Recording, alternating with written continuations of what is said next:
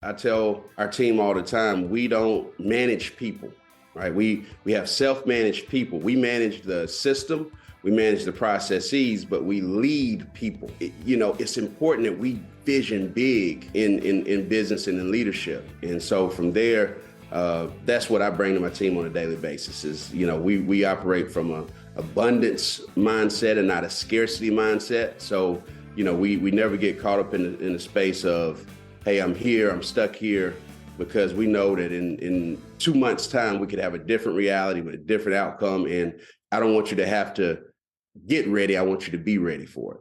Hey there. Thanks again for joining me on the podcast. I am so inspired by today's guest. Mr. Antonio McBroom is the CEO of Primo Partners. And they have 3, or soon to be 3, best-in-class, top-name franchises that they operate. And it's a growing company, but this episode is really about inspired leadership and mentorship and giving people opportunities and raising the bar on guest service and how you develop and transform an operation so that the guest service is stellar and give people opportunity within your organization. We talk about retention and the labor crisis and everything this company does that's innovating and really taking their franchise concepts to the next level. You're not going to want to miss this, so stay tuned. It's a big one. Thanks to the sponsors of this week's episode, Smithfield Culinary, Verge Funding, The Birthday Club, and the Restaurant Rockstars Academy. Now, on with the episode. You're tuned in to the Restaurant Rockstars Podcast. Powerful ideas to rock your restaurant. Here's your host, Roger Bodwin.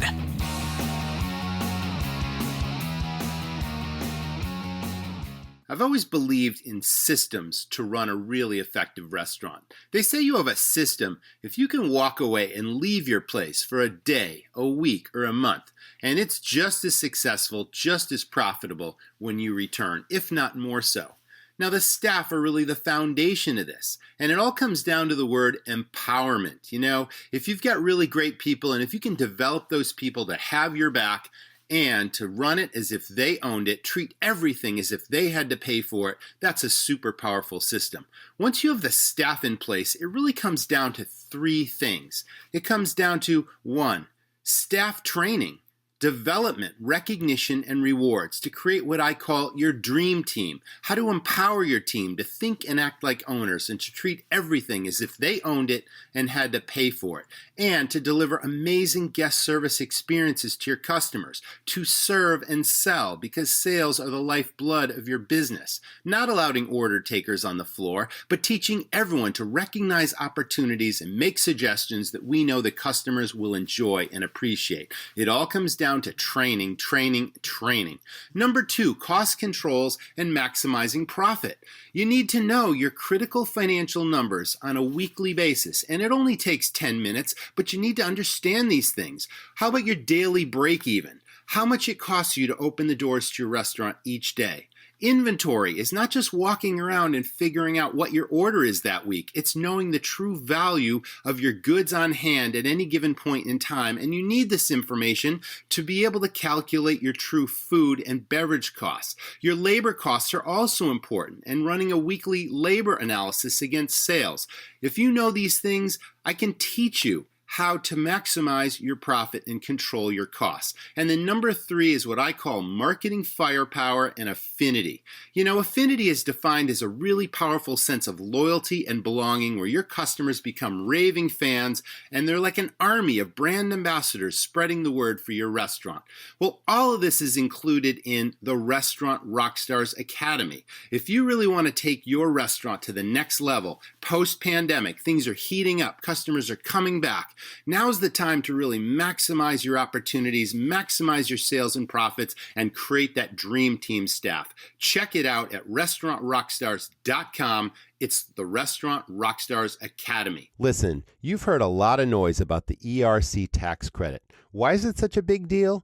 Because your business already paid a ton of money in payroll taxes, and more than likely, you qualify to get a ton of money back. Now, if you haven't applied yet, I'm telling you, drop everything, drop what you're doing, and figure out how to get it done.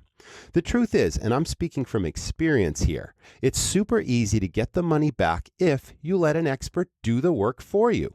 Now get on this before the government either changes the program or runs out of money. I got hundreds of thousands of dollars back from my restaurant, and it literally saved our business. Now, you may have heard it may take many months after applying to get your money back, but that doesn't have to be the case. If you need your ERC refund sooner to run your business or to take care of some much-needed projects, you can speak with Karen Garbett, the owner of Verge Funding Group, about a bridge loan or other working capital. Now, whether you wait for your check, opt for a bridge loan, or other working capital, it's likely you have a significant amount of money due back to you, so don't lose it. Now go to the show notes for this episode on our website and use Karen's calendar link to set up a time to chat with her personally about how much money your business can get back. Welcome back, everyone. This is the Restaurant Rockstars Podcast. Glad you're with us. And Antonio, thank you so much for being on the show. How's it going, man? It's going great today. Thanks for having me today, Roger. Man, you're a super upbeat guy and also a really dynamic entrepreneur, and you got a great story. So I can't wait to share it with the audience. But let's start with hospitality and why this business and how far back it goes for you and what your career story really is. And you can go back as far as you'd like. Like, what is hospitality? Yeah. Where did it all begin for you? I mean, hospitality is a pillar that my business stands on. We've got three pillars: servant leadership, growth, and hospitality. And hospitality for us is kind of that it factor that makes us special. We really pride ourselves in bringing world-class hospitality, and particularly what I coined my Ben & Jerry's team with is we want to deliver the Disney and Ritz-Carlton experience in 2 scoops, right? I love it. So it's at the core of who we are. I'm a Southern guy, Southern gentleman. And so born and raised down in North Carolina, I went to UNC Chapel Hill, and just from upbringing with my grandmother, she had a kind of dynamic house where folks came over each day and she cooked meals for them. It was kind of like that was her job, really, is to feed folks, and they'd come and get plates, and so just treating folks well was something that was ingrained in me. And as I got to college and started working at Ben & Jerry's, I saw the ability to do that. Even though I couldn't cook that well, I never developed the chefing skills, but I could really scoop ice cream and put smiles on people's faces, and that brought me a lot of joy. I tell folks on my team, we could be doing anything. We could be running a funeral home. We could be bill collectors, auditors. Nothing wrong with those professions, right? But in our space, we really get to bring joy and happiness, and we sell fun. So that's kind of my roots and what I do now. That's awesome, because we're going to talk a little bit about Ben & Jerry's and then a lot of the other, obviously, things that you're involved in. But it reminds me, because I've been an entrepreneur for about 30 years myself, and I read a book, a Ben & Jerry's book. It was sort of a animated book, and it was called The Inside Scoop. I'm sure you probably know what I'm talking about, but that was so inspiring. And there's a mantra that I still use today that came up in that book. I mean, those guys talk about going to like carnival or circus school, and like it was all about fun. And you mentioned the word fun, and I think the mantra I'm thinking about is, if it's not fun, why do it? And why bother? Yeah, why do it? Shared that, right? For years and years in our restaurants and in our team, that was sort of the foundation. One of the foundations of hospitality is, if you're not having fun, the guest is not going to having fun. And that's what I'm hearing from you. I totally agree. It's like, we all are going to spend time in our craft and working. And I mean, it occupies a big percentage of our time in life. Yes, right. And so it's ideal for us to find our purpose in the work that we do, but most importantly, have fun while we're doing it. So we really at Primo focus on, doing what we enjoy with people we enjoy, making a huge impact, obviously being compensated appropriately, but also having time for other passions, other things that we like to do for fun outside of work. So that's kind of internally, that's like, I check that number, I check that score, that pulse on my team the same way that we check our bank accounts. It's just, how are you doing in these 5 areas? You mentioned passion outside of business. What are some of those things that you like to do when and if you have any free time? No, I'm a big man of faith. So I absolutely love my church, New Hope Church in Durham. Me and my family are very involved there. And we do missionary trips every year. That's kind of some of the most rewarding work that we do. Absolutely. We go to Dominican Republic. And last year we actually built built three bathrooms in a community that had never had, the dignity of having a private bathroom, a private shower. Oh, and wow, that's beautiful. From those three bathrooms, it Yeah. impacted 30 different people. And that kind of stuff, it brings me a ton of joy, right? Because when I grew up, and it's hard to believe, but, just 20 years ago in rural North Carolina, we had a Johnny house in the back, and, and we had a red bucket for a toilet, right? And it kind of took me back to my roots. It's been several years removed, and I've been blessed and fortunate through my success as a businessman and entrepreneur to, just have amazing stuff. But it took me back to those early days. And so that's something I love to do. Travel in general, right? Whether it's the missionary trips, but just travel in general is something I like to live by the mantra, we work around life, right? And so planning amazing times in life, like just tomorrow we're going up to Vermont to Ben & Jerry's headquarters where it all began. And I'm taking Waterbury. Up in Waterbury and because it's our 15-year anniversary as a company this weekend, and we believe in celebrating those big moments. And so kind of, when you talk about fun, that's one of our core values. We believe in having fun and celebrating. So travel is huge for me. And in sports, I'm a big Tar Heel basketball fan. I'm not surprised. All things Tar Heel. I bleed like blue, stay down here. So it's a big passion of mine as well. Yeah, for sure. Yeah, I was going to say that I get that Carolina connection with the Tar Heels. So fantastic.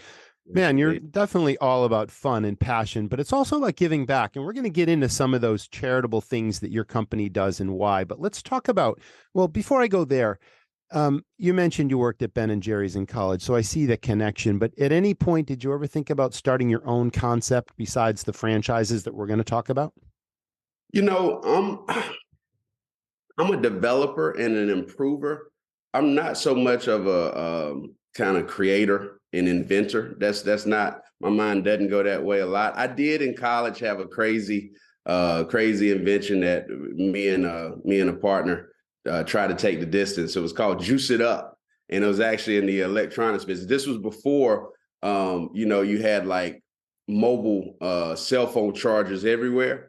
And I was on a road trip and my cell phone died. And there were all these paid phones everywhere, but we didn't have any change. And it was late at night. And so we came up with this genius idea that we were going to put everywhere there was a pay phone in America, we were going to put mobile cell phone chargers, and we call it Juice It Up. You can stop and juice it. The next thing I know, they start making USB cords and cars and, and addressing it. But aside from that, I've been more focused on, taking something from its current state and growing it and improving it. And that's why with the work I do, I mean, we really develop diverse businesses. We develop diverse communities through real estate. And most importantly, we develop leaders. And that's what my real passion is working with young leaders and helping them get from where they are to where they want to be. So that's Primo Partners we're talking about now. Is that correct? Yes. So can you define a little bit more what Primo is and what it does specifically? And then we're going to get into the leadership piece, but let's start with that company that you're the founder, I'm guessing. Yeah. I'm one of the founders of Primo. Yeah. It's actually a double entendre. So Primo in Spanish means cousin. So me and my original business partner, Eric Taylor, are cousins. And so that was part of the reason we chose the name. But the other reason is in Black urban culture, Primo means top shelf. Creme de la creme. Yeah, number one. Yep. Number one. And so we've always, whenever we looked at, doing Ben & Jerry's and different brands, different projects, we've always brought that kind of Primo touch to things. Mm-hmm. And so that's what Primo is all about. And as I said earlier, I mean, why we exist is we exist to develop, to develop and grow and curate businesses, communities, and leaders. Nice. That's wonderful. So how do you work with aspiring entrepreneurs that want to get into business with themselves? Can you walk us through a typical case? Yeah. I mean, we believe that it's no one size fits all to leadership. We really embrace that pillar I told you of servant leadership, which is really looking at and meeting someone's highest, most priority needs, whether that's a high school student that's coming in to join us and it's their first job ever to, someone later in their career that's doing a career change from a large corporation to a smaller entrepreneurial organization like us. And so we meet them right where they are. And from there, we've got a pretty, a pretty robust process. We call it the Primo People process, or PPP, that we just have, these different on-ramps for what I consider world-class training and development programs. These are things that we've, invested a whole lot into over our 15 years of just kind of learning, if someone's at this certain place in their life, what's a good next step for them? And, we partner with organizations like Kobe to help with self-awareness.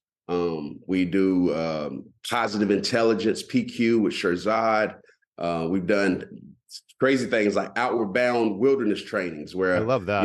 A group of leaders will go out to the Everglades and spend a week just, really, really working on communication when you're out there with the alligators. So it's just all kinds of different stuff like that we think gives our leaders just that next level of impact whenever it's time to work.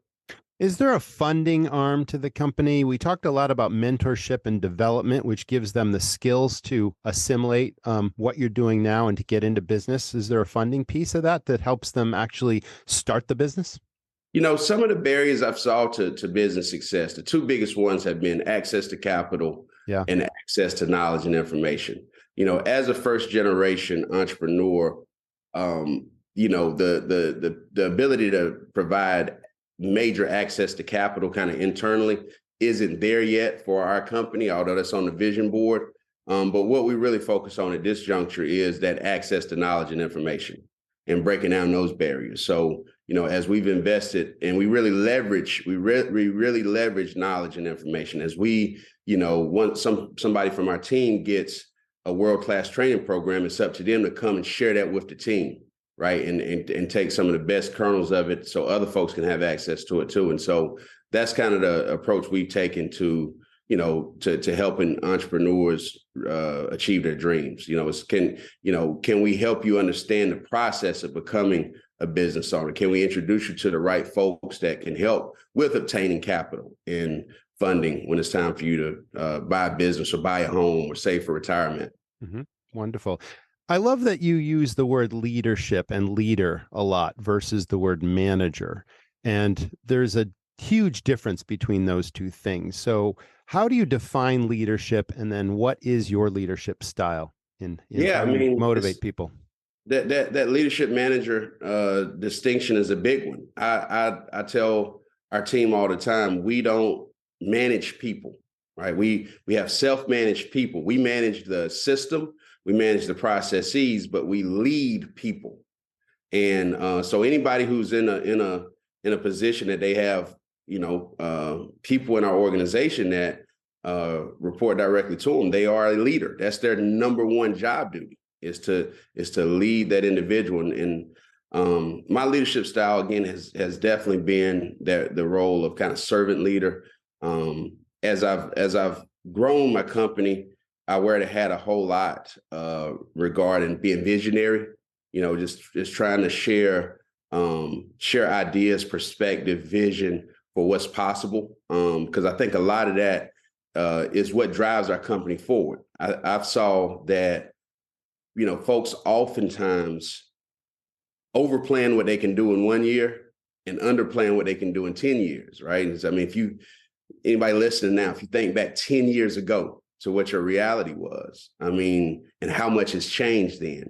And if you could project that same rate of change or even faster rate of change 10 years out from now, it's important that we vision big in business and in leadership. And so from there, that's what I bring to my team on a daily basis is, we operate from a abundance mindset and not a scarcity mindset. So, we never get caught up in the space of, hey, I'm here, I'm stuck here, because we know that in 2 months' time, we could have a different reality with a different outcome. And I don't want you to have to get ready. I want you to be ready for it. That's fantastic. Thanks for sharing that exactly. Well, first of all, you are a visionary.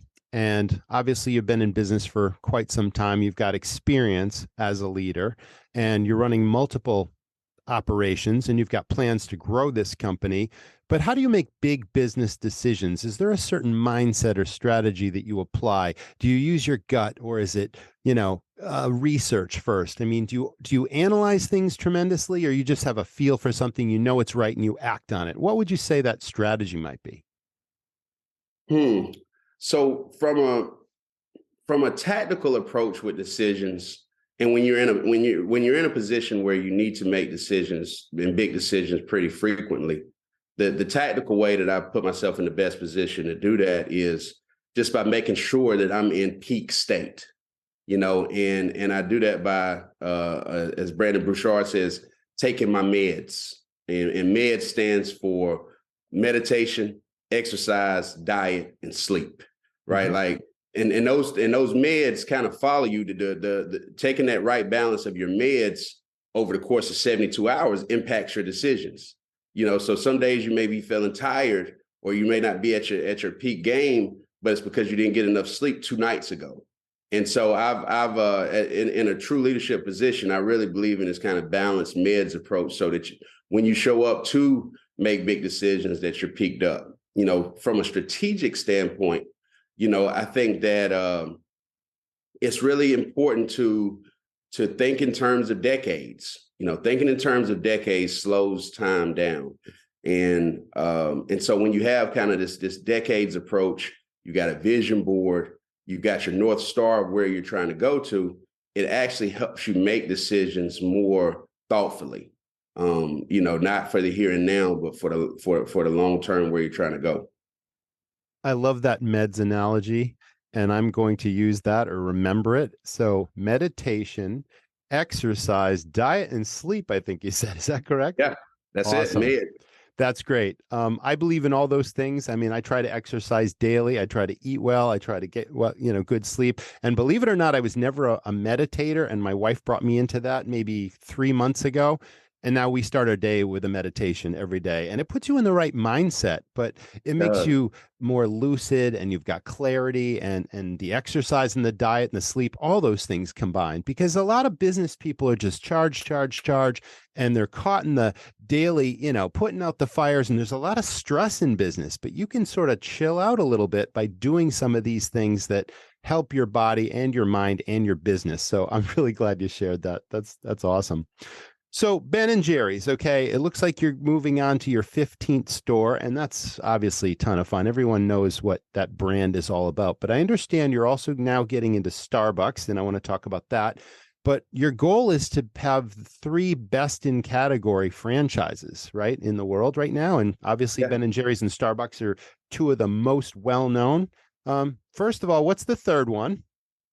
So that was still TBD. Okay, all right, it's still TBD, and I mean, I look at our job as developers as we're really taking special brands that are at a special place, best in category, and curating them together. And I did Ben & Jerry's exclusively for 14 years, right? I mean, we just started our partnership with Starbucks, and that was that was one of those decisions we talk about where we thought about that for over a year of, do we diversify? Is an opportunity with Starbucks the right type of partnership to diversify into? And we'll go through that same process anytime we look to bring on another brand partner. But I mean, kind of seeing the parallels between the 2 brands that we partner with now, you'll see what kind of partner we're looking for, right? So a company that has actually soul. It has a soul. It has this social justice element to it. That's a kind of requirement for us. Being aligned with our partner companies, from a value standpoint is really big. And so we were fortunate to find that both with Ben & Jerry's and Starbucks. That's awesome. And that is a key foundational element that any business you get involved in has to be part. And the social responsibility piece is huge. Let's talk about consistency, because earlier in this interview, or in this conversation, I should say, you said that you're an improver. So one of the things we know about franchises is it's a system. It's a not to be deviated system. And a lot of people get into franchises with, I get a better idea. I think I can do it this way. And some franchises some franchise companies and operators have a little bit of leniency and autonomy. And if you bring me a great idea, who knows, maybe it could go across the franchise. Or nope, we have absolutely strict rules and that's what makes us a success. It's like, do not deviate. Are you allowed to make any changes or shifts? And if so, what are those? Get big flavor with little labor with Smokin' Fast from Smithfield. It's fully cooked or smoked proteins, including American barbecue staples and global flavors. Everything from ribs to pulled chicken to brisket and barbacoa are all authentically slow cooked to perfection. It's so delicious your guests will never know it wasn't smoked right in your own kitchen. Now you can add barbecue to your menu without adding a pitmaster to your payroll. Visit smithfieldculinary.com/smokinfast. That's spelled SMOKENFAST. Hey Rockstars, let's talk restaurant marketing. I started and ran 5 high-volume restaurants, and I was obsessed with marketing. Not the traditional kind where you try this and you try that and you hope for the best. That's like dumping $100 bills out the window, but nobody's coming in the door. I'm talking about marketing that's trackable, where you know exactly where the business is coming from, and most important, that it delivers far more than every penny you spend. So here's where my friend Dyson comes in. He's a restaurant person, just like you, owned his own concepts. Now he runs Fan Connect. He's got something called the Birthday Club that's proven to drive new and repeat business in your door because everybody has a birthday. He does it all for you, too. All the heavy lifting. All you have to do is focus on your guests and delivering true hospitality. Why not speak with Dyson yourself? He loves talking shop with operators, and there's no obligation. But I'm pretty sure he can boost your business and put more butts in your seats. If I still own restaurants, it's exactly what I'd do. Check it out at fanconnect.com/birthdayrockstar. So allow, that's a funny word in my world. What's the saying around beg for forgiveness?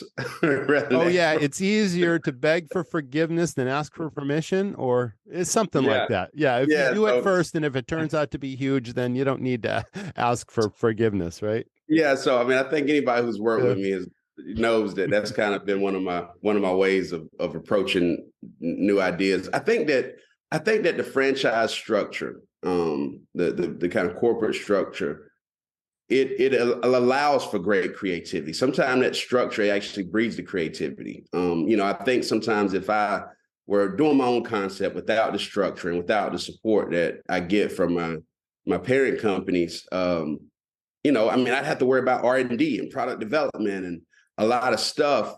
Now that I have the structure that I don't have to worry about this stuff, I can get super entrepreneurial when it comes to how I use technology in my business on a local level, or how I activate with my local community. How I bring our brands to life in that local community. And so, I think that for me, it's been one of those great balances of I've worked with companies that really appreciate the diversity of thought that I bring to the table. Yes.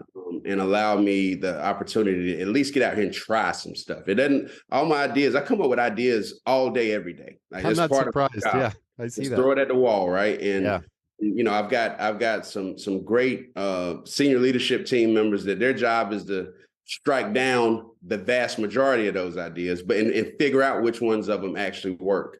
And my experience with my parent companies has been really similar, where I fire off a lot of stuff.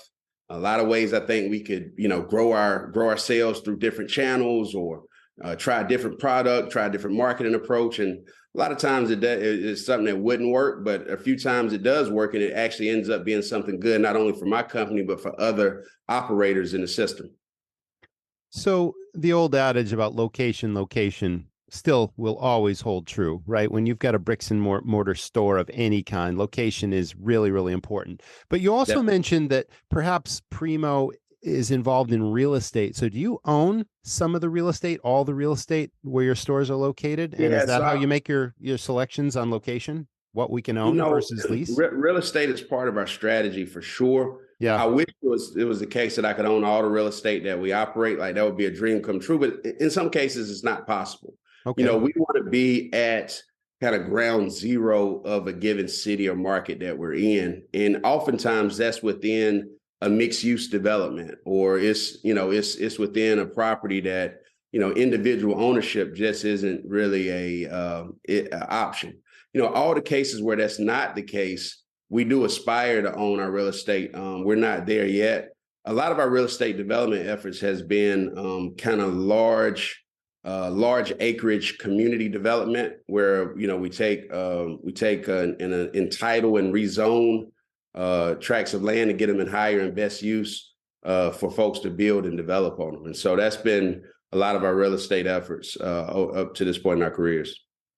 So let's talk about your strategy on selecting locations and what makes the most sense. Is it a combination of visibility and foot traffic and drive-by traffic and parking and drive-through opportunities, like all those elements combined, or every property is different where we try to hit as many of those bases as we can, but they're not all going to hit based on that sweet spot combination of what's going to, be the most visible and provide the most convenience for people to find us and get to us?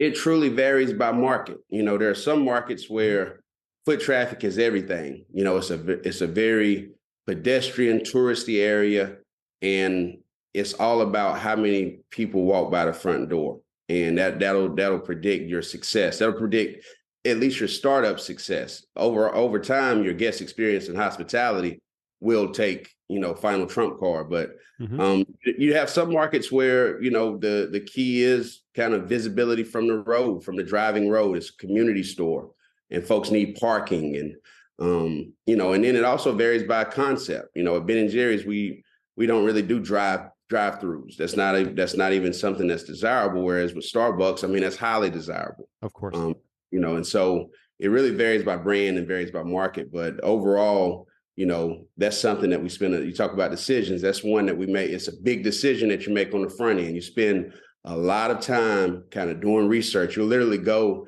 and sit and watch a location for 8 hours and count how many people walk by and just observe, because you need to know on Tuesday what are the foot traffic patterns, but you also need to know on Saturday night what's the foot traffic patterns. And so I've said in many cases with the number of stores we own, I know folks have looked at me like, man, this guy's out here just sitting and looking for hours on end. But that's the kind of due diligence you do whenever you're making that kind of decision on where to go. Yeah, car counts and talking to people on the street and market research and all those things. But you're in multiple states, right? And obviously rents must vary from one community to the next on similar square footage, similar traffic patterns, but yet you've got a magic formula, I'm sure, where the numbers have to hit a certain, the key indicators need to be where they need to be. Are you finding that to be pretty consistent, or is it kind of up and down, and you factor that into your decision? It's really consistent. The thing is about location determination is, for the most part, the prime real estate in a given market, stays true for decades on end.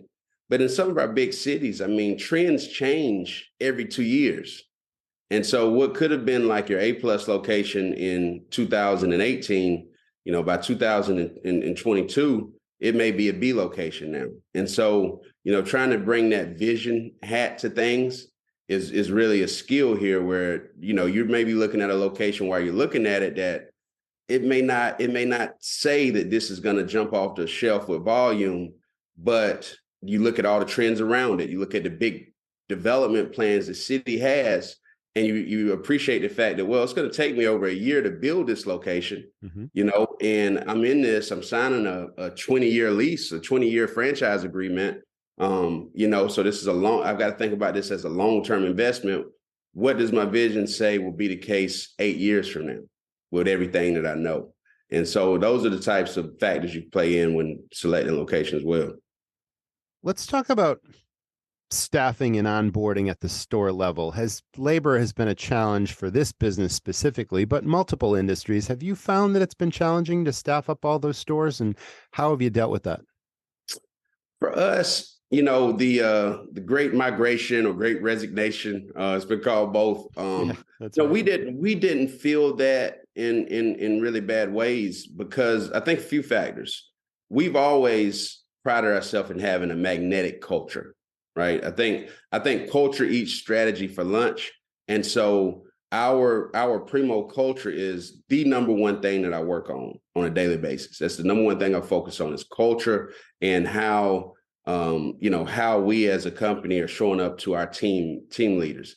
Now, with that said, as you have that magnetic culture, people tend to find you. This is the type of place where somebody wants to work, not necessarily about the money. I mean, money matters, but it's really the feeling that you get whenever you're in an organization like ours. And so that really shielded us a lot during that great migration. That said, I think the focus for us has been, to continue to raise our team member experience through appreciation, through development. A lot of times the fact that we invest in our leaders through the different trainings and developments that we do, that's a difference maker between us and other companies.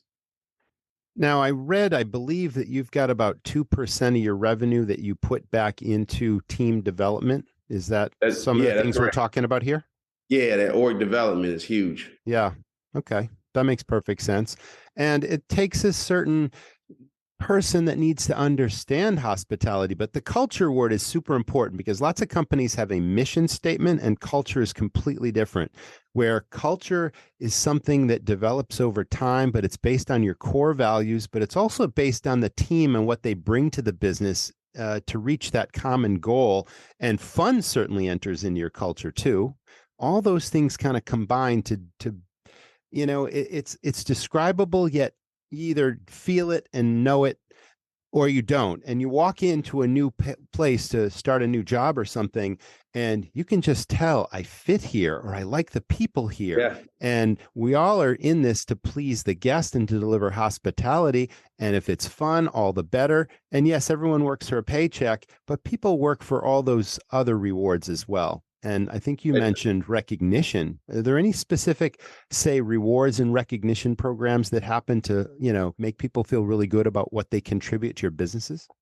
Yeah, I mean, again, it's not a one size fits all. There are 5 different love languages or appreciation languages. Uh-huh. And I think strategically we make sure that we've got different ways to hit all 5 of them, whether that's tangible gifts, right? Like that's simple. I mean, tangible gifts. Someone knocks it out of the park with sales, their average check, they get a 5-star guest rating. We do tangible gifts all the time for things like that. If we have a team that, has the busiest hour ever, and we got, you got this hourly sales standard. And if you exceed that sales standard, everybody gets a cash bonus right there on the spot. Beautiful. Right. Yep. So those are the tangible gifts. But then it's also, words of affirmation and just letting somebody know they did a great job. And whether you tell them that privately, sometimes you tell it in front of folks so they get the recognition in front of their peers. Quality time is huge. And so we make sure that we spend time as leaders with our entire teams, whether that's doing our, all company picnic in the summer, our end of year celebration each year, just kind of having those times where as a team, we go out and we go bowling, we go get a meal just to celebrate some accomplishment we've had. So, speaking all of the appreciation languages in different ways within your company has been my strategy on rewarding and recognizing.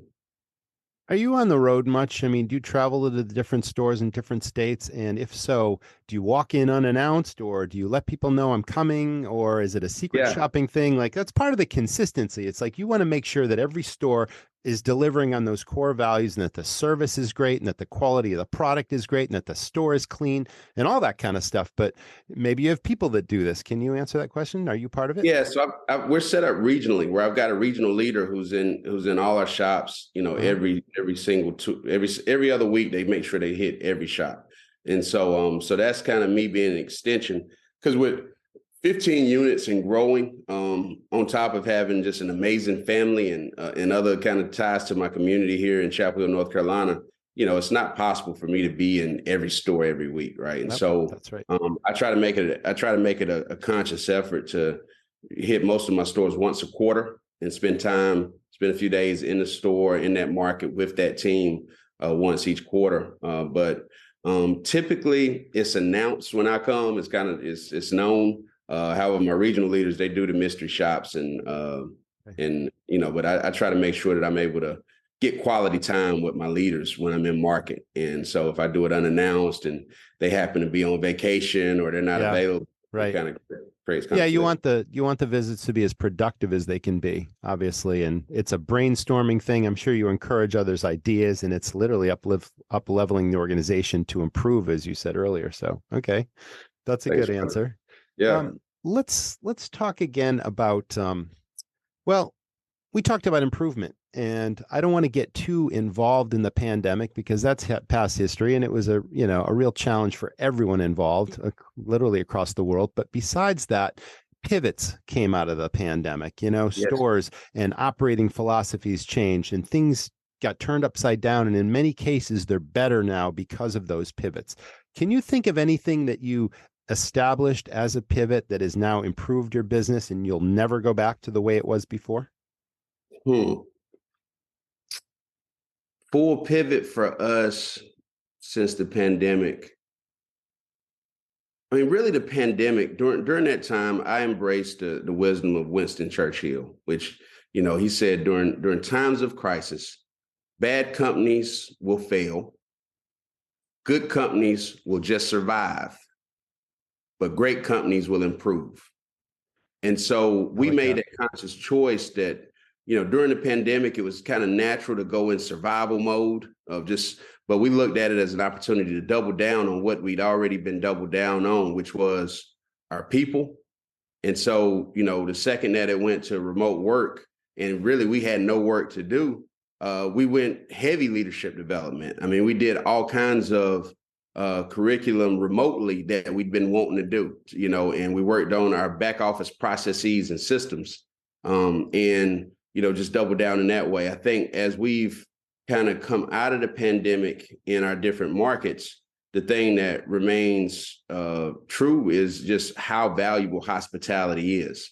So even though we went into this remote workspace, folks kind of sheltered in place, the joy we get to bring people through in-person, face-to-face interactions is very valuable. And I think the same way that nowadays you have where, the skill of being handy and being a contractor and being able to fix things is kind of rare. And so the value and cost is going up. I truly believe that the skill of kind of communication and hospitality is one that over time is going to be that same way. And so that's what, we just doubled down on upping the level of hospitality to folks who choose to come visit our businesses.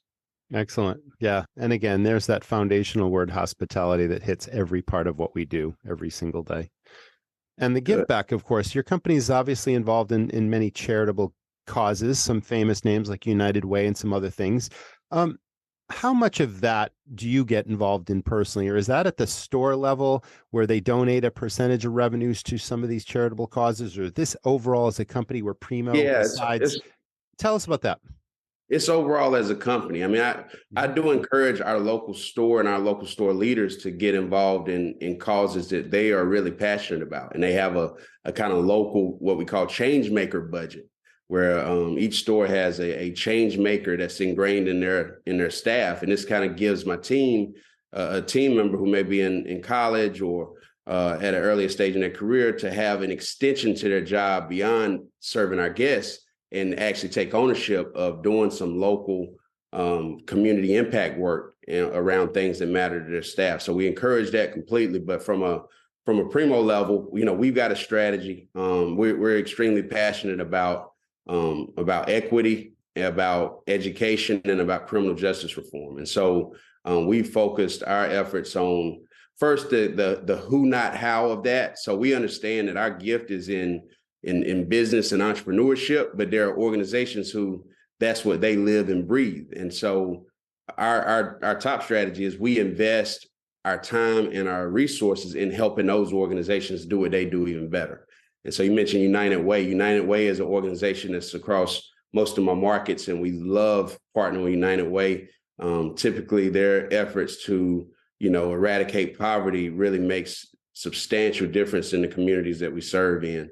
And then we have other organizations that are near and dear to our hearts that fight for voting rights, education, criminal justice reform that we partner with closely as well. Aside from criminal justice reform, it triggers a thought because here in Maine, I serve on the board of Hospitality Maine, which is our state trade organization for restaurants and lodging properties. And workforce development has been a huge committee in the last year and a half because labor has been a huge crisis for our industry. And they're having tremendous success by employing the former incarcerated and reindoctrinating them into the community and giving them opportunities for the future. Does your company hit on that at all, or is that something you see in the future? No, it's something we hit on right now. As a matter of fact, last month we celebrated a major milestone. We embraced the journey of a gentleman, Steve Snipes, who was the first former felon turned Ben & Jerry's franchisee. Awesome. And so, that he'd been in our organization for a few years. Yeah. He went through the Primo Leadership Program. And attended Scoop University with Ben & Jerry's corporate and got his official franchise approval. And now he's operating the business in St. Louis, Missouri. And so we wanted to break down barriers of what's possible.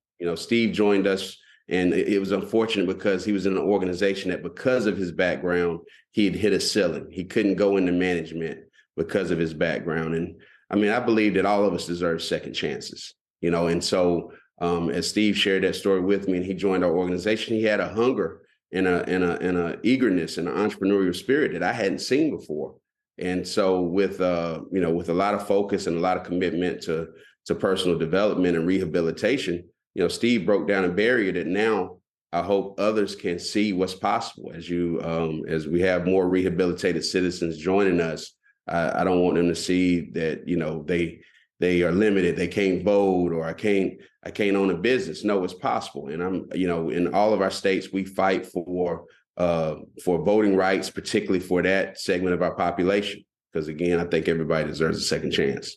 That's a beautiful story and a great philosophy as well. That's part of leadership also that takes you so far above management, because leaders recognize something special in people. They recognize either talents or ambition, and they nurture and develop that talent, and they give them new responsibilities and new opportunities. And we don't criticize, we critique their performance. We give them reason, or we give them chances to make mistakes and let them understand those mistakes, and then we recognize and reward their performance. And anybody can obviously get a second chance, and it's unlimited what someone could achieve if someone else sees that and believes in that person, as opposed to just stereotyping and saying, I'm going to stay away from that, because it's like there are success stories to be found. And I think you just gave us a great example of that. So I'm really glad you shared it.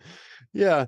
Where do you see your company 10 years from now? Where are you going next? Besides this third best in concept or best in category, what's going to happen? Do you see tremendous growth ahead? And is it national growth or continued regional growth? What do you see happening? Yeah, I'm really excited about this decade that's in front of us. I joke oftentimes, as a 15-year-old company, we're in our teen years, right? So we're business teenagers. And if you think back to all the stuff you did as a teenager, that's kind of some of the stuff we're doing as a business now. But 10 years from now, when we celebrate our 25-year anniversary, I'm looking for us to be through college and to be on to our real careers. And I think seriously, for us, it's about leveling up the impact. As we've reflected on our journey so far, and we map forward what that could look like. As a company, we want to be able to say that we've left a $10 billion legacy on business excellence through the business that we create, the operating business that we create, and the way that we employ a diverse population and pay and create opportunities for wealth creation within our team, but also the way that we, utilize our funds for supplier diversity and making sure that we have an inclusive business model when it comes to the banks that we use and the lawyers that we use and the accountants that we use. So that's one measure of it. The other measure of it for us, though, is really going to be about how many other people and leaders and businesses can we help have some of the success that we've had. And so that's where our Primo consultant arm comes in, where we're starting to really package a lot of the best tools and practices that we've had and be able to share it more broadly with other businesses. So, the journey from going from a $100,000 business to over $10 million business doesn't take them as long as it took us. Excellent. Excellent. Let's talk about, you've aligned yourselves with certain celebrities in the music world and in the sports world and in the media world. How did you make those connections, and how has that improved your business or led to publicity or friendships, perhaps? Yeah, I mean, again, it's about values alignment. Yeah. I think for us, as we've looked to really make the Ben & Jerry's brand more inclusive, right? That has been a big push of ours, and that doesn't just mean the franchise community. It means through how we do our business and how we partner with different folks with our flavors. And so having Colin Kaepernick and Chance the Rapper and Renee as folks who would now have their own Ben & Jerry's pints is just remarkable. And I think that in each of those cases, you've got celebrities who really take serious social equity and racial justice. And so it's, when we talk about doing a partnership with them, it's just a natural flow. And you obviously brought that connection to headquarters in Vermont, and they created new flavors around those celebrities. And the names are very interesting. I've always believed in having creative and interesting names that capture the guest's attention and, bring sales up because of that. But there's also a social justice and a cause behind these alignments, you might say. So it all is very strategic. Very strategic. Yeah. And I can't take full credit for any of those partnerships simply because it's a team effort. As I spoke earlier about just how important it is to have a strong partner with my parent company, Ben & Jerry's, right? And that structure allowing the creativity. I think my role is just to be the catalyst and accelerator and to really push the company to go into these new and bold places. I think if you look at Colin Kaepernick's journey, he was blackballed in the NFL, and right. to really push the company to say, hey, this is the type of person we need to have a partnership with. The values alignment is there. I mean, that's really kind of my role but it's been great. I mean, and I think that we'll see more and more of this awesomeness from Ben & Jerry's. And I hope that, as I get more comfortable with Starbucks, they get more comfortable with me, that I'm able to continue to push them as well. I mean, both of these are already bold companies, but part of continuing to stay kind of in a leadership space for social justice is you got to have this catalyst within. And I try to be that for the companies that I'm involved with. As you get busier and busier and open up more and more of these new brands as well as new locations, how do you maintain the balance of meds, of one, and then two, there's got to be no typical day. Every day for you is different, but you obviously have to have a big strategic 30,000-foot view of all these things happening. And then you're working very closely with team leaders, as you said, and people that are really, your right-hand people within Primo. But I'm going around in circles, but is there such a thing as a typical day? And could you describe any given day and what you do? Well, I definitely, as an entrepreneur, embrace the flowing nature of how my schedule must go sometimes. That said, I try to have a consistent kind of 70% is by the system type of schedule. When I map ahead for a given quarter, and then a given month and a given week, it's all about rhythm. And I'm kind of big spurt worker, where if I'm traveling, I like to travel heavy, and I like to in 7 days hit 10 cities and cover it really quick. Or if I'm doing I like to block and chunk my schedule, in other words. And so I found that as I get more things on my plate, I'm actually pushing myself to be more productive.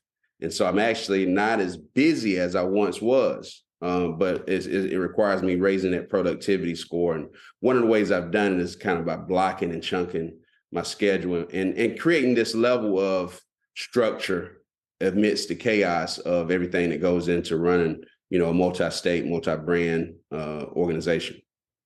Aside from leadership and systems, which are, again, foundational elements of growing a business, we have a lot of audience members that might have one single independent location, and they're thinking about growing that business, whether they have a concept that can be franchised or if they just want to open another store aligned with what their current store is, or if they want to do a different concept entirely. What is your best advice to people that need to take the next step to open up another location or even 5 more locations? There's got to be a, what would you say to people that are listening that really are ready to grow, or they think they're ready to grow, but they need to take that next step? Yeah, I mean, I always start with just taking the idea and the ambition and putting it on paper, really documenting it. It makes it more real. And when you put a date on it and you put it in real words, from there, I think that as business leaders is so important to just live and breathe this 90-day world, and take tangible steps toward your next location, your next acquisition, your next growth effort every 90 days, and hold yourself accountable. Because as a business owner, sometimes, we don't have that accountability in place that pushes us to actually do the ideas and ambitions that we have. But I think when you put it on paper and you really make these 90-day commitments of what's possible. So let's say I want to open my second location by this time next year. Well, in 90 days, what could be the reality with that? The reality could be that I've started the letter of intent for the second location, right? I've got the letter of intent, or I've hired a broker to find me and you just kind of go through what's possible in these 90 days. You set the objective and you put the end date on it, and you just work backwards in 90-day increments to start working yourself towards it. That's what I found to be very effective for me as a leader. And it's also what, the top leaders in my organization, that's how they run their arms of the business. So in terms of systems, there are obviously financial systems, there's human resource systems with your people and motivation, there's marketing systems, there's technology. You obviously have all those pieces dialed. Am I missing anything? Is there anything else that you put in place? Obviously, there's a system to giving back and the social responsibility. We've covered most of these things, but if you want to grow a business and open up additional locations, there are these systems that are absolutely non-negotiable. You have to have them. You have to pay attention to them. You have to educate your people in what they are and their importance. And then you, as a leader, literally monitor these systems and the performance of each individual location. Is there anything I'm missing, or is that pretty much all of it? I guess the way that you weave all of that together is by, really selecting and choosing a business operating system overall that fits where your company is at the time, right? And so there are a few of these that are great. The one that I started with whenever I was trying to go from, so typically going from one location to two, a highly energetic, talented entrepreneur can make that happen, right? And maybe you can go from 2 to 3. Sometimes people equate it to having children, right? Like, okay, that's interesting. You have one child, you can spoil it, you're there all the time. With the one, once you get 2, yes, you're still making it work. But once you get 3, you got to have a system, right? You got to have a support system, a structure, because of all the different calendars and variables that go into that. And that's the same thing with business. And typically 3 units, you start getting into the north of $1.5 million, $2 million territory, where that system becomes really important. For us, the entrepreneurial operating system, or EOS, as it's known in the industry, Traction, was the right fit system at that juncture for us to allow us to add some structure to the chaos that we were creating with our business. But there are other systems as well, but that was the one for us that helped us get really the strategy and process dialed down for people, for data, for our actual processes. So I think that's the missing link that a lot of businesses, when they hit a ceiling, it's because the lack of an overall operating system. And I think that businesses need an operating system. I think that high performing leaders need a personal operating system, the same way that the phone or the computers that we're on have an operating system behind them. That's just as important as meds, I think. Yeah, that's a good joke. I'm not going to forget meds, so I'm really happy you told me about that. That's tremendous. Well, that's fantastic. That is great. You've given us great insights and great advice, and I really appreciate you being a guest on the podcast, Antonio. Thank you so much. Roger, I really enjoyed talking with you today. Thanks for having me. I'm humbled. I wish you all the best of success in your future growth endeavors, in your social responsibility, in up-leveling business in general, and giving people opportunities that deserve it, might not get an opportunity elsewhere, and you do all those things. So it's been super inspiring talking to you. Awesome. Thank you. And I hope everybody has a great rest of your day. That was the Restaurant Rockstars Podcast. Thanks so much to our audience for tuning in. Can't wait to see you in the next episode. So please stay tuned and stay well. Thank you so much, Antonio. I so enjoyed our conversation. And the takeaway, obviously, it's about growing a business and about succeeding in a very difficult industry. But the bottom line was really all about, nurturing and discovering talents in the people that work for you and giving them new opportunities and motivating and inspiring and nurturing and developing them to achieve optimum performance. And that opportunity is the foundation of our industry. And you and your partners at Primo are certainly taking that to the next level. So thanks again for being a great guest on the podcast. Thanks to our sponsors of this week's episode. And as always, thank you to our loyal audience for tuning in. And we can't wait to see you next time. So please stay tuned. Thanks for listening to the Restaurant Rockstars Podcast. For lots of great resources, head over to restaurantrockstars.com. See you next time.